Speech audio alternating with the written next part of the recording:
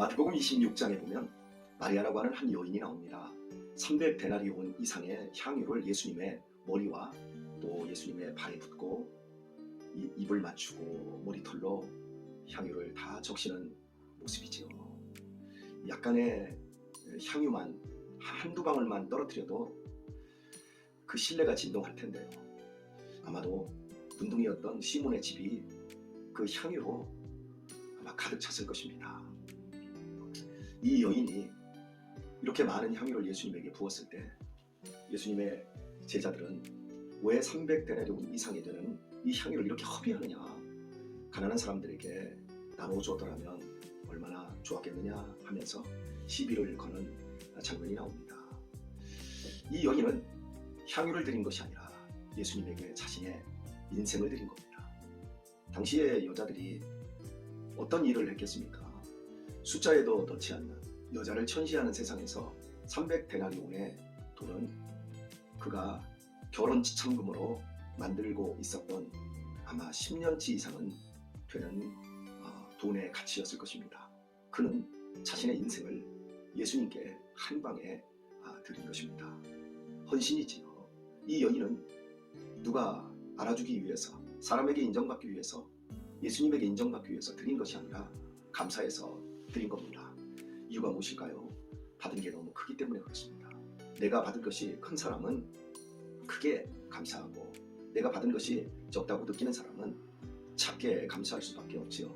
때로는 감사 역시도 하나님께 거래의 일종으로 수단, 자기가 원하는 것을 얻어내는 수단으로 전락하기도 합니다. 이 여인은 행복한 여인이었습니다. 받은 은혜가 컸기 때문에요. 그러나 가난한 사람들을 생각했던 가룟 유다 같은 사람은 받은 게 없는 겁니다. 예수님으로부터 받은 생명, 예수님으로부터 받은 자녀된 그 영광, 그 구속, 그리고 찬란한 미래, 이런 부분들을 전혀 은혜의 크기로 받아들이지 못했던 겁니다. 한 시절을 살다가 사그러 없어지는 수없이 많은 낙엽들이 지금 뒹굴고 있습니다. 인생이 그것과 다를 것이 무엇이 있겠습니까? 그런데 우리에게 영원한 생명을 주신 우리 예수님, 그 예수님이야말로 우리의 인생의 가장 큰 선물이 아니겠습니까? 항상 사람들은 은혜를 계산하기를 원합니다.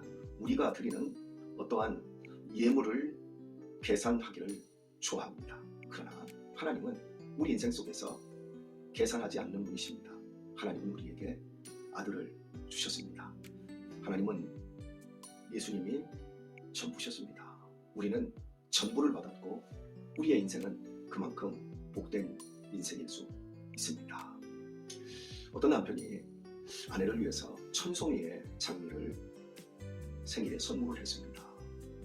여러분 상상해 보십시오. 천송이의 선물이면 얼마나 크겠습니까? 그 천송이의 선물을, 어마어마한 그 선물 꾸러미를 가지고 집으로 들어가는 모습을 동네 사람들이 봅니다. 사람들이 저 생일이 그렇게 대단하다고 욕을 합니다. 뒤에서 비아냥을 거립니다. 그러나 이 남자는 아랑곳하지 않고 선물을, 천송이의 장미를 가지고 집으로 들어갑니다. 사람들은 남을 판단하기를 좋아합니다. 그러나 이 남편이 천송이를 선물하는 이유는 아내가 시한부 인생을 살고 있습니다. 내년에 생일을 맞이할 보장이 없습니다. 최고의 선물, 장미 한 송이도 생일에 선물하지 못했던 이 남자는 자신이 아내의 마지막 생일이 될 수도 있는 이 생일을 준비하기 위해 자신의 전부를 사랑으로 드린 겁니다. 이 여인이 그랬습니다. 이 여인이 예수님의 죽음을 예비하기 위해서 향유를 붓는 것이라고 예수님께서 말씀하셨습니다. 사랑하는 교우 여러분, 우리는 과연 어떻게 하나님께 예물을 드리고 있습니까? 우리의 인생의 전부입니까? 아니면 거래의 일종이십니까? 받은 만큼 살아갈 수 있게 되었습니다. 우리의 삶 속에서 내 예물이 내 인생이 되었으면 좋겠습니다.